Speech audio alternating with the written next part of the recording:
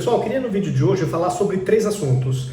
A Janaína Pascoal sobe o tom contra o governador João Dória. Se São Paulo fosse um país, ele teria mais mortes por milhão do que o próprio Brasil e estaria muito mal no ranking mundial, e aí eu vou dar mais detalhes para vocês. E por fim, eu queria também falar sobre o agronegócio, que segue dando um show e incomodando diversos países ao redor do mundo. O PIB do setor foi excepcional, e aí eu vou me aprofundar um pouquinho mais lendo aqui a matéria da Revista Oeste. Bom, pessoal, começando sobre São Paulo. Vocês sabiam que se São Paulo fosse um país, ele teria indicadores muito piores do que o do próprio Brasil em relação a pessoas que mortes por milhão por Covid?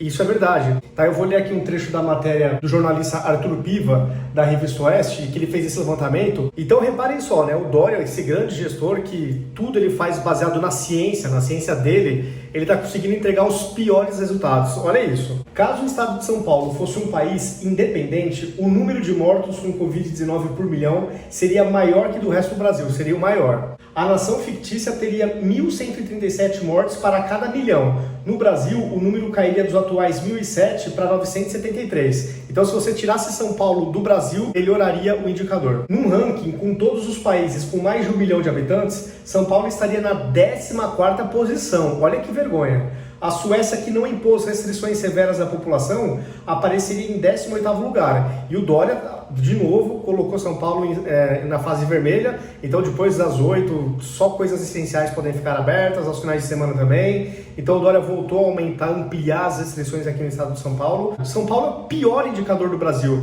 E aí você vai falar, não, é que São Paulo tem mais habitantes. Por isso que eles colocaram aqui na mesma base, mortes por bilhão. Aí você elimina essa questão de número absoluto. Então, São Paulo está passando vergonha no Brasil. E até como curiosidade, o ranking mundial de mortes por Covid é o seguinte. Primeiro é a Bélgica, que está morrendo 1.775 por milhão. Depois a Eslovênia, 1.656. A República Tcheca, 1.398. A Itália, 1.384. A Bósnia e Herzegovina, 1.378. Reino Unido, 1.374. Macedônia, 1.315. Bulgária, 1.245, Hungria, 1.212, Estados Unidos, 1.204, Peru, 1.184, aí vem Espanha, Croácia, aí São Paulo, se fosse um país, estaria na 14ª posição, e o Brasil estaria mais para trás, estaria na 21ª. Então, o São Paulo acaba sendo um ofensor negativo para os indicadores do Brasil em relação a mortes por milhão do Covid. Então, que ciência é essa que faz com que o São Paulo, que é um estado que está impondo em diversos momentos ao longo desse período, diversas restrições, e ainda assim consegue ser o pior do Brasil nessa estatística? Então a gente tem que rever. Isso é ciência? A ciência não comprovou, mas eles juram que isso é ciência. Só que o São Paulo é o pior estado do Brasil. Então, isso é uma coisa complicada de se defender.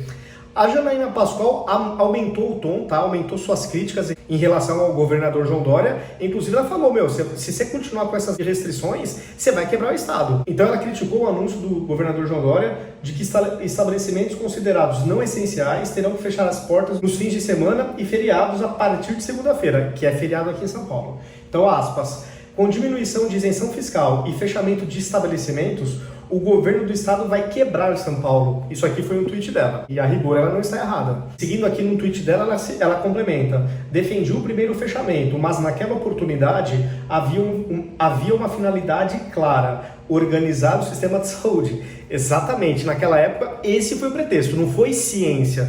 É porque tinha que organizar, criaram aqueles hospitais de campanhas que depois foram todos desfeitos, mesmo sabendo que viria uma segunda onda, como qualquer pandemia. Então, várias coisas questionáveis. Mas ela tem razão.